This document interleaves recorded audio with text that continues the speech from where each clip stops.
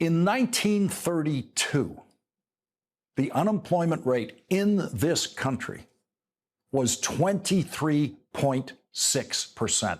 Let me say that again. The unemployment rate in 1932 was 23.6%.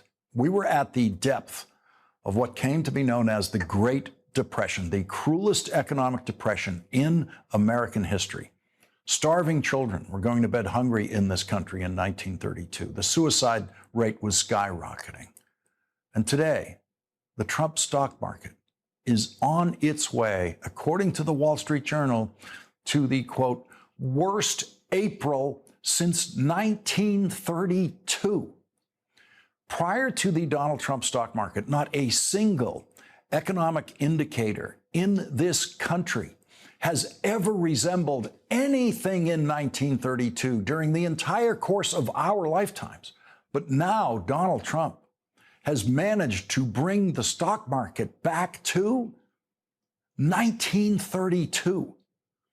The difference between 1932 and today is that in 1932, the only hope, and I mean the only hope, that people had in this country came from the newly elected President of the United States, Franklin Delano Roosevelt, who was working every day then to lead the country out of that depression, which is exactly what he did. Every president in our lifetimes has always known every minute of the day how to instantaneously crash the stock market. They've all known how to do it, and not one of them has chosen to do that until Donald Trump. Every president always knew that all he had to do to crash the stock market was to take a public swipe at the chair of the Federal Reserve, who has always been, no matter who it is, more popular with Wall Street than any president of the United States. So for better or worse, Wall Street always respects the Federal Reserve chair much more than they respect the president of the United States. And now that respect gap is bigger than ever. And so Donald Trump decided that once again today, he would publicly attack Jerome Powell, the chair of the Federal Reserve, who was appointed to that job by Donald Trump in his first term, and then was reappointed by President Biden. That's right. President Biden reappointed Republican Jerome Powell, who was originally put into that position by Republican Donald Trump.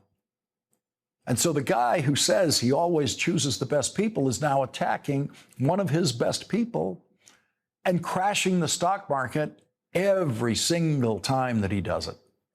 No president has ever been stupid enough to do that until Donald Trump. At 9:41 a.m., Donald Trump decided to go on social media and predict a recession, which no president has ever done. No president has ever predicted a recession during their term. So Donald Trump predicted a recession, and then he blamed it on the Federal Reserve chair, saying there can be a slowing of the economy, otherwise known as a recession, unless Mr. Too Late, a major loser, lowers interest rates, NOW, capital letters. Now, all those Trump voters who believed Donald Trump was going to make the American economy better all by himself, all of them thought that he was able to do that, and they never once on the campaign trail heard Donald Trump say he could only make the economy great if the Federal Reserve lowered interest rates. Never mentioned that on the campaign trail, but now Donald Trump says, the only I can fix it guy, I can't fix anything unless the chair of the Federal Reserve fixes it for me. That's what he's saying now. Speculation today then ran wild that Donald Trump would try to fire the chair of the Federal Reserve, which is against the law. CNBC's coverage of the market today once again turned dark. This is what you get. I mean, Somebody needs to turn to the camera and tell the president to stop. I mean, he is messing with the foundation of this country. He's messing with the foundation of the economy. He's messing with America's place in the global financial system. It is against the law for the president to fire the chair of the Federal Reserve, and Jerome Powell has said under no circumstances would he quit if threatened by Donald Trump with firing. But having seen Donald Trump defy the law in other arenas, the stock market is worried to the point that the Wall Street Journal titled its editorial tonight, "The Fire Jerome Powell Market Rout." The Journal editorial says, markets fear Mr. Trump really might fire Mr. Powell, not that it would do the president any good. He'd have to remove more than the chairman to change the Federal Open Market Committee, which sets interest rates and tries to satisfy the central bank's dual mandate of maximum employment and stable prices. This is a recipe for more market uncertainty. The tariffs will cause at least a one-time increase in the price of tariffed goods, which may become more entrenched if the Fed accommodates them by cutting rates. Markets are spooked because they don't know if Mr. Trump listens to anyone but his own impulses. Everything you're about to hear is something Donald Trump apparently does not know, and it is this. The chairman of the Federal Reserve does not set interest rates. Nope, he doesn't. Interest rates are established by a majority vote of a Federal Reserve Committee of 12 members. The Wall Street Journal notes Mr. Trump can't fire the regional Fed bank presidents on the committee, and all 12 voting members seem to agree with the Fed's recent policy moves. Even if you don't buy a new car during the Trump years, your automobile costs are going up right now tonight. NBC News is reporting, quote, an extended trade war could cause the average annual cost of car insurance to rise more than $300 by the end of the year, according to estimates from the insurance agency Insurify. I bought a Kia 4 years ago because it was the cheapest car in its category, and now it's in the shop waiting for a part to be shipped from South Korea. It's going to be a lot more expensive than it would have been during the Biden presidency. And while I'm driving a rental car during this very long wait, it turns out, for that highly tariffed part to arrive, this is what I'm hearing. Starting next week, all vehicle prices go up because of the 25% auto tariff. That means if you're thinking about getting a new or pre-owned Nissan, now is the time. Why wait and pay 25% more? Come to Nissan and Van Nuys today and lock in those pre-tariff pricings before it's too late. Once prices go up, they're not coming back down. You know, car advertising always delivers the simplest messages.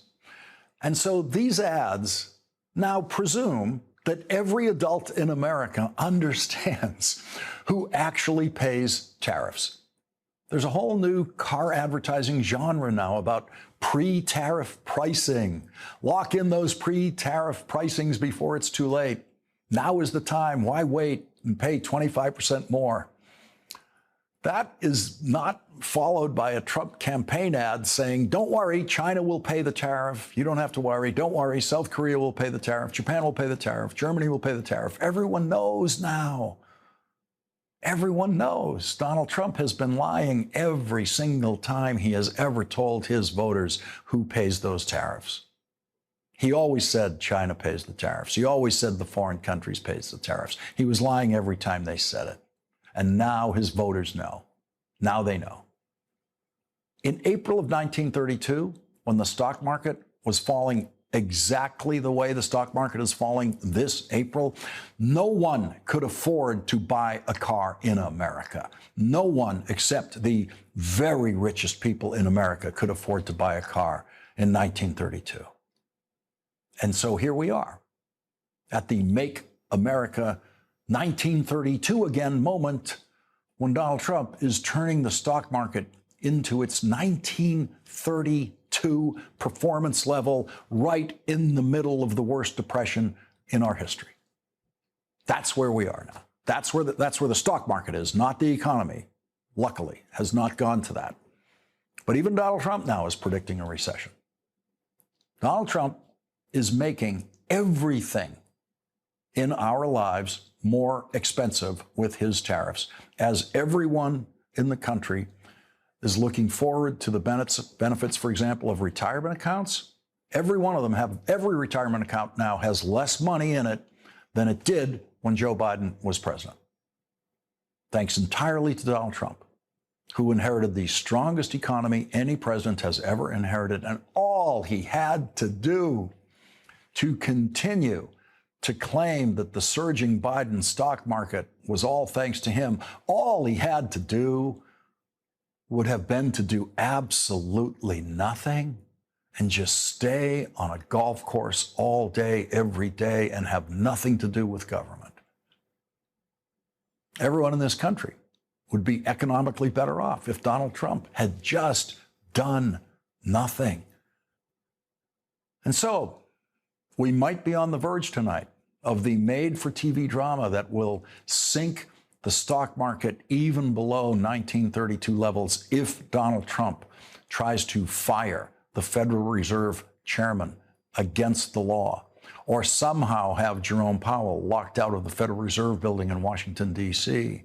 And all eyes will once again turn to the United States Supreme Court, who would have the last word on a confrontation between the president and the chairman of the Federal Reserve. But no one looks to the United States Supreme Court the way we used to. No one looks to the court with confidence anymore, because Samuel Alito and Clarence Thomas are both the most publicly, politically compromised Supreme Court justices in the history of the court, and because Donald Trump and his Justice Department lawyers have done nothing, despite a Supreme Court order, to facilitate the return of Kilmar Abrego Garcia from a prison in El Salvador after the Supreme Court ordered the Trump administration to facilitate his return because he was forcibly sent there in what the Trump Justice Department initially admitted in court was a mistake. Today, the White House press secretary contradicted the Trump Justice Department's own statements about the case in court when she said today, "We did not make a mistake." It will be interesting to see one of the Trump Justice Department lawyers try to say that in court, in direct contradiction to the previous Trump Justice Department lawyer who told the judge it was a mistake. Before that lawyer then, of course, got fired by the Trump Justice Department. Today, Florida Democratic Congressman Maxwell Frost was one of the members of the House of Representatives who traveled to El Salvador and was denied any opportunity to meet with Mr. Abrego Garcia. This could happen to any one of our constituents, any one of my constituents in Orlando, Florida, tomorrow or the next day. And so it's important that we draw the line here with Kilmar, that we ensure that he gets taken home, brought back home, where he can go through a process and go through due process. Maryland Senator Chris Van Hollen did succeed in his mission to El Salvador on Thursday when he met with Mr. Abrego Garcia. Do you think that the country is currently in a constitutional crisis? Oh, yes, we are. They are very much flouting the courts as we speak. As the courts have said, facilitating his return means something more than doing nothing. And they are doing nothing. Yes, they're absolutely in violation of the court orders as we speak. Joining us now is Democratic Senator Sheldon Whitehouse of Rhode Island. He's a member of the Judiciary Committee, the Finance Committee, and the Budget Committees in the Senate. And Senator, let's begin where Senator Van Hollen left off. What is your view of where we are in what everyone is calling a potential constitutional crisis? Well, I think President Trump is giving the Supreme Court pause to consider the monster that they have created by inventing presidential immunity and allowing unlimited dark money into our politics and messing around with the Voting Rights Act and all of that. I think that there's some real hesitancy, and as you start to see 7-2 and 9-0 decisions, not tracking the familiar 6-3 split, you're going to see, I think, more and more hesitance from the Supreme Court. And of course, lower courts over and over again are standing up, doing their jobs, making legal decisions, and beginning to sanction the misconduct of Trump officials in their courtrooms. Donald Trump has said, he throws in every once in a while that he really respects the Supreme Court. He's said that within the last 24 hours. But one of the issues now is, what incentive does Donald Trump have to obey the Supreme Court or comply with the Supreme Court, since it appears he's already gotten everything he's ever wanted from this Supreme Court? He doesn't need them anymore. He may not need them anymore, but he still needs Republicans in Congress to continue to kowtow and bow down to him. And he's making it harder and harder for them with his rash statements, with his denial of due process, and deporting people to foreign prisons without any kind of hearing about whether they really are gang members, with the tariff warnings. The tariffs kind of lit a fuse under the American economy that is going to be going off in September, when moms are going to the store to buy school supplies for their kids and see either way high prices or empty shelves. And people are looking forward to it. They can see this. This is predictable stuff. So you can continue to pile on and pile on and pile on. And at some point, Republicans will begin to say, okay, enough. And I think a direct flouting of a Supreme Court order would be that signal to many. And it only takes 4 in the House, and it only takes 4 in the Senate, and then the madness ends. Senator, you're a member of the Senate Finance Committee, which the Constitution grants Congress exclusively control over tariffs. The Finance Committee's been in the tariff business since it was born, one of the earliest committees in the Senate. And so I'm wondering, among other things, are Rhode Island car buyers hearing the same ads that I'm hearing on radio and TV about come in and beat the get the pre-tariff price? Are they understanding what that means? I think people in Rhode Island are seeing a buying surge, and it's not difficult to understand that chaos and cost increases and corruption are not good for markets and are not good for the economy. And the chaos you described of threatening the Federal Reserve chair and moving tariffs one way or the other, the cost increases that tariffs are going to pound Americans with, 145% tariffs on certain products.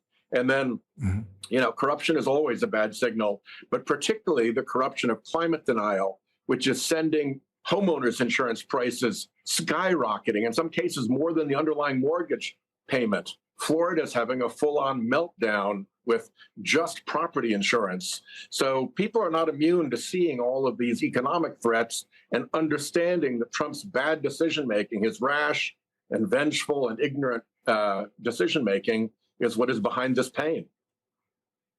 Senator Sheldon Whitehouse, thank you very much for starting off our discussions tonight. Thank you. And coming up, we have breaking news. Harvard University is suing the Trump administration for trying to take over Harvard University and run everything from the admission of students and the rejection of students to the hiring of professors to the hiring of everyone on the campus. The lead Trump team defendant is, ironically, a graduate of Harvard College who says he was a heroin addict every day he was in college. Harvard constitutional law professor Laurence Tribe will join us next.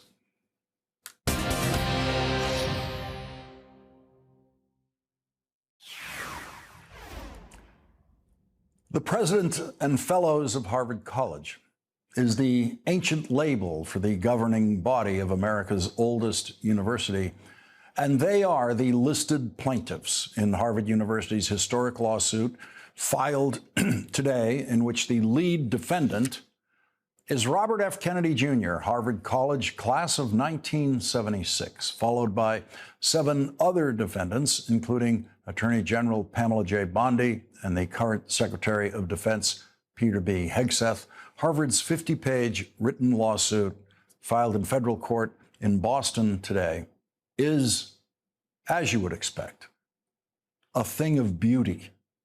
some beautiful prose, exquisitely beautiful logic in an era where logic has become a precious commodity, and legal reasoning beautifully presented with a clarity that allows anyone who didn't go to Harvard Law School or even go to college to understand it completely. Here are the first words of Harvard University's lawsuit suing the Trump administration for freezing over $2.2 billion in research funding. Quote, "Scientific advancement and the pursuit of knowledge fuel America's innovation, economic success, and global leadership. The commitment to expanding human understanding is foundational at American universities, including Harvard, the nation's oldest institution of higher learning. Since its founding nearly 4 centuries ago, Harvard's students, faculty, and researchers have helped identify and solve some of society's most pressing problems.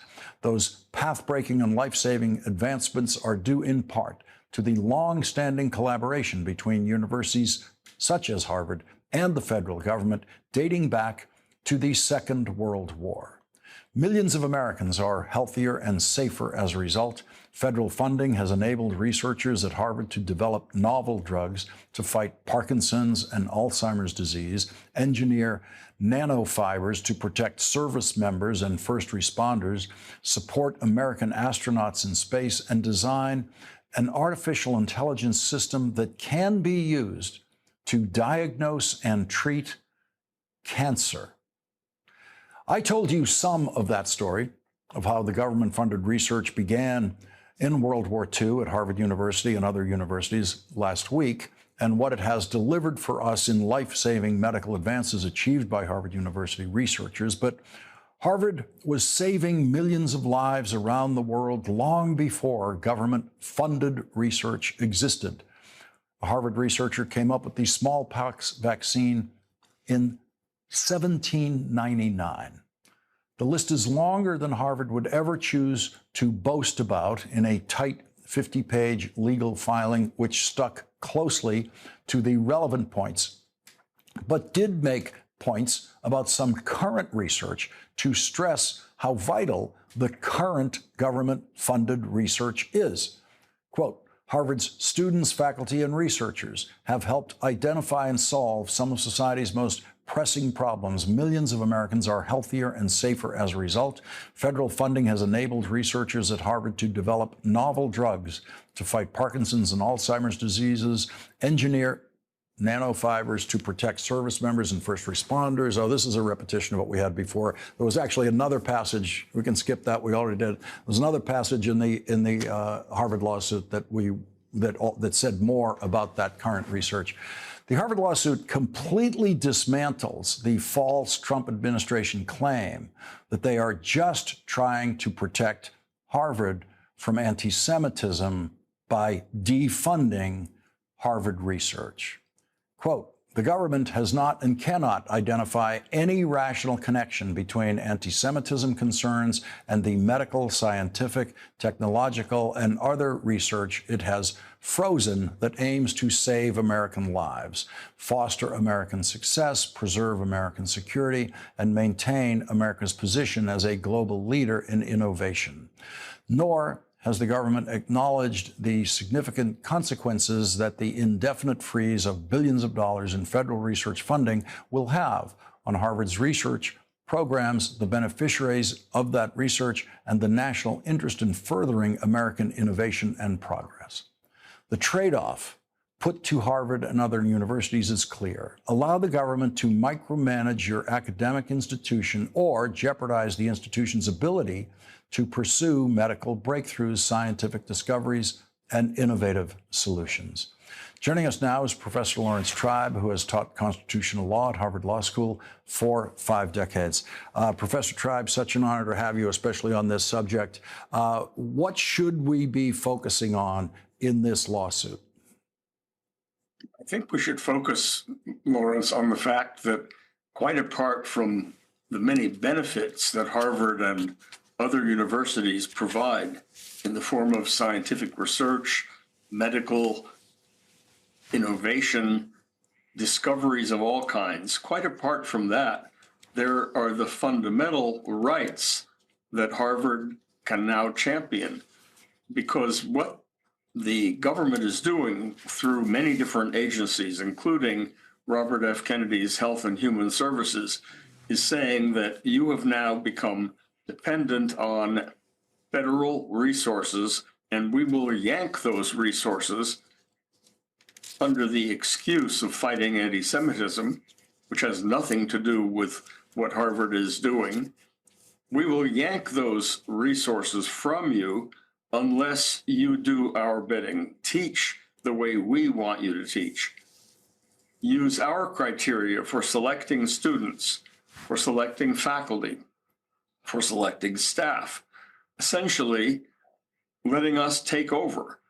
Well, if the government can take over Harvard, it can take over any private institution, any private university, college, junior college, any private school for that matter. And that is the end of academic freedom. Universities and private schools are centers of thought, discovery, but also occasionally disagreement with the government. And what this lawsuit says is you cannot punish any of us, Harvard University or any other private individual or institution, because you don't like the way we think. You don't like what we say.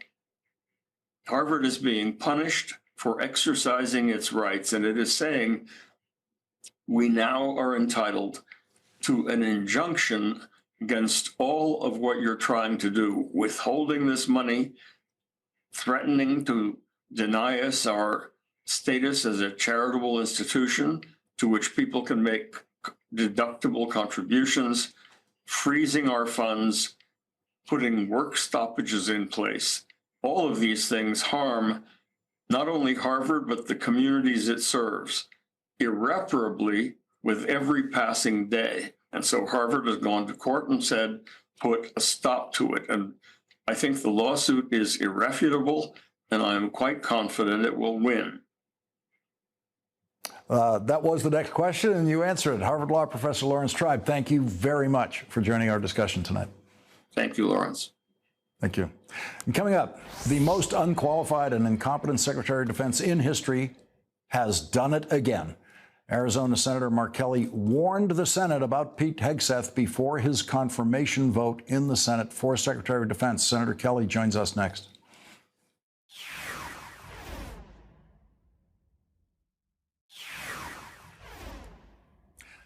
Donald Trump is the only president in history whose defense secretary was confirmed by the Senate with the tie-breaking vote of the vice president of the United States. That's never happened before because no president ever nominated as unqualified a nominee for defense secretary as Pete Hegseth. The New York Times has new reporting on the most unqualified and incompetent defense secretary in history. Quote, Defense Secretary Pete Hegseth shared detailed information about forthcoming strikes in Yemen on March 15th in a private Signal group chat that included his wife, brother, and personal lawyer, according to 4 people with knowledge of the chat.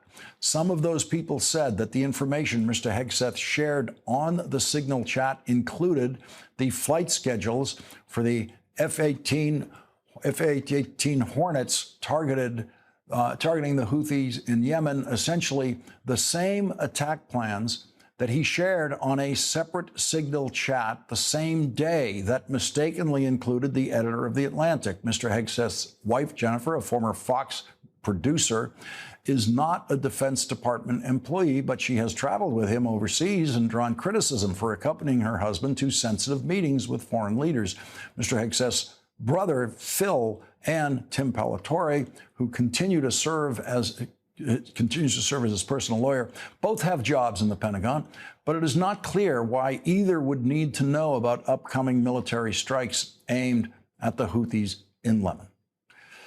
Two sources with knowledge of the matter have since confirmed the details to NBC News. The defense secretary actually has not denied the accusations in the report. If you listen to the way he bats away questions about it, he does not actually deny it.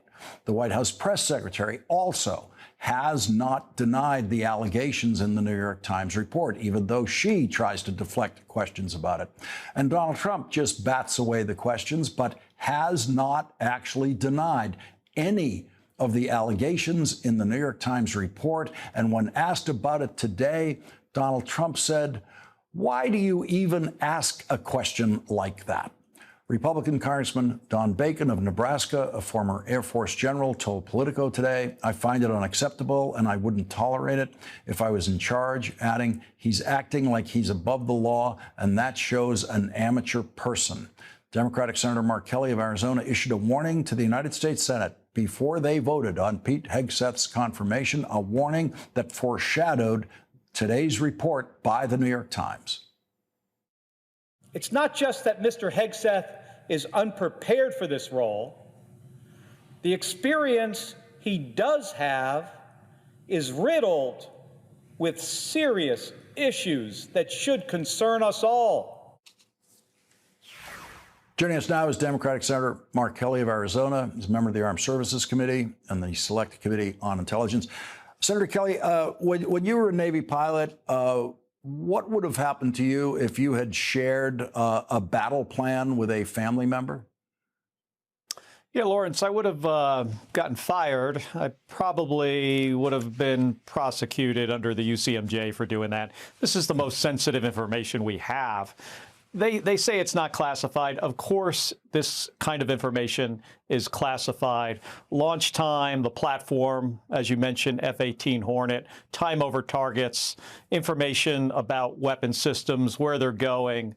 You've got to, this information needs to be so closely held, because if it leaks out, it puts people's lives at risk. And I'll tell you what, when during the first Gulf War, where I was flying combat missions over Iraq, not in any world would I have thought that Dick Cheney was going to release details about our strike. This is unacceptable. And we saw this coming with this guy, right? He wasn't in any way up to the task, up to the job of being the Secretary of Defense. Yeah, I mean, in that sense, this is so wild. I don't think any of us could have anticipated this would be the problem. But you knew there'd be problems. Yeah, that's right. You know, when you think about it for a second, this is the stuff he should have been good at. He spent some time in the military. He served overseas. He was a major in the National Guard. He was in and out of different guard units. He should understand this. Now, think about him trying, and he didn't get this part of it. Now, he's trying to manage a bureaucracy of millions of people and hundreds of billions of dollars. He is going to drown in this position. He has no way up to this task. Myself and a lot of my colleagues saw this coming, but he got enough votes, and that's because the president wanted him in this position. He wanted a guy who spent 9 years on Saturday morning on Fox News to be in charge of our Defense Department. So you now have one Republican member of the House saying he cannot do this job. How many more will it take to actually have an effect? Well, that's a question for the White House. I think Donald Trump should fire him at this point. If he doesn't get fired, I mean, he should resign would be the thing that makes most sense. He's got people quitting around him. Well, he fired his chief of staff. He fired his deputy chief of staff, his senior advisor. All of that happened in the last week. His spokesperson quit. So you can see already that there is incredible chaos at the top of DOD. And because of that, we are all less safe. That's the most critical aspect of this, Lawrence, is that if you don't have somebody in there doing this nearly impossible job, just doing it decently, it puts the entire country at risk. If Republican senators had just listened to Senator Kelly. Senator Mark Kelly, thank you very much for joining us tonight. Thank you for having me on. Thank you. And coming up, a person who only thinks about building walls, wherever they may be, and not building bridges, is not a Christian. Those were the words of Pope Francis in February 2016 when asked about then candidate Donald Trump. Sister Simone Campbell joins us next. In Rome this morning at 7:35 a.m., Pope Francis died at the age of 88 after a stroke and heart failure. On Easter Sunday, the most important religious holiday in the Catholic Church, Pope Francis met with Vice President J.D. Vance, a 2019 convert to Catholicism, at the Vatican for what the Vatican reported was a few brief minutes.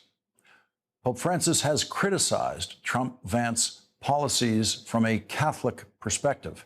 In February, the Pope wrote a letter to Catholic bishops about Donald Trump's plan for mass deportations, saying, quote, "I have followed closely the major crisis that is taking place in the United States with the initiation of a program of mass deportations. The act of deporting people who in many cases have left their own land for reasons of extreme poverty, insecurity, exploitation, persecution, or serious deterioration of the environment damages the dignity of many men and women and of entire families and places them in a state of particular vulnerability and defenselessness." The Pope attended the public Easter Mass in St. Peter's Square yesterday, where his remarks were read by a cardinal, with the Pope saying, "How much contempt is stirred up at times toward the vulnerable, the marginalized, and migrants." Today, President Biden, who is America's second Catholic president after President Kennedy, released this statement about the Pope's death. "It is with great sadness that Jill and I learned of the passing of His Holiness Pope Francis.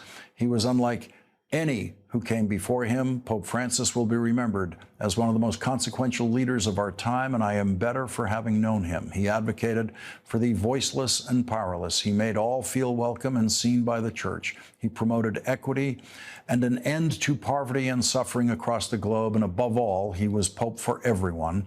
He was the people's Pope, a light of faith, hope, and love." CBS's Norah O'Donnell is the only American who conducted a television interview with the Pope.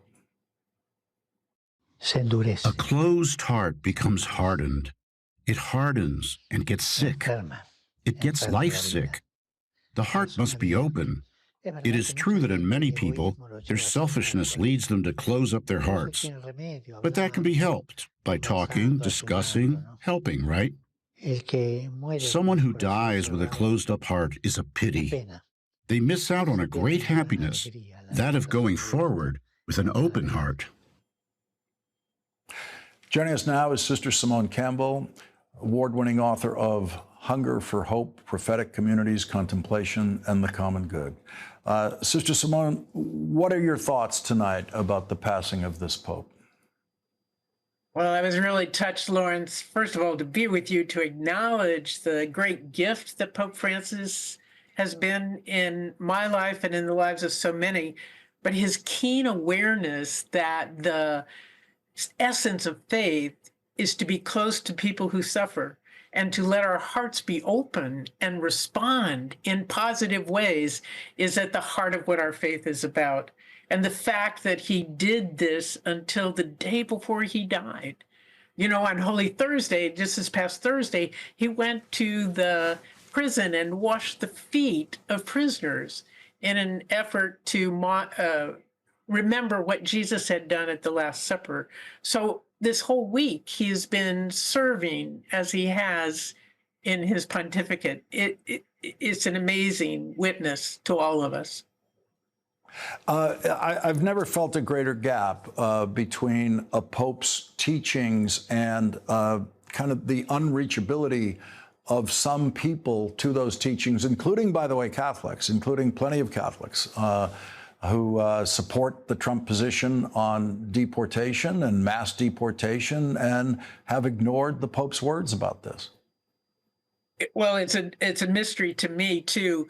But I think what happens is people get caught in their own fear. And if you haven't approached who immigrants actually are in your community, then you don't know the truth of what's happened. Can I give you an example? My community has been supporting a woman who got a visa to come with her very disabled infant to the United States for medical treatment. This boy was blind. He couldn't hear. And he was only 9 months old, but he had no sense of balance because his ears were such a problem. He got a cochlear implant. He's making huge progress. And then they received a letter last week saying they had to leave immediately from the United States. He couldn't complete his treatment. And so they left to return again to Peru. But I think that sort of removed viciousness means that the people in the administration don't know the stories of suffering people, and they're not willing to learn. And so my community helped her to get back to Peru. Now we're working, trying to find an alternative so that her son can continue the treatment now that he has his cochlear implants and can begin to hear. But who would want to hurt this family?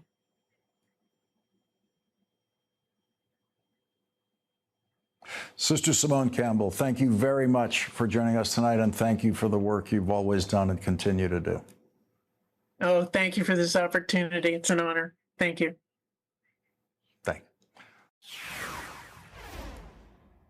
Sister Simone Campbell gets tonight's last word on Pope Francis.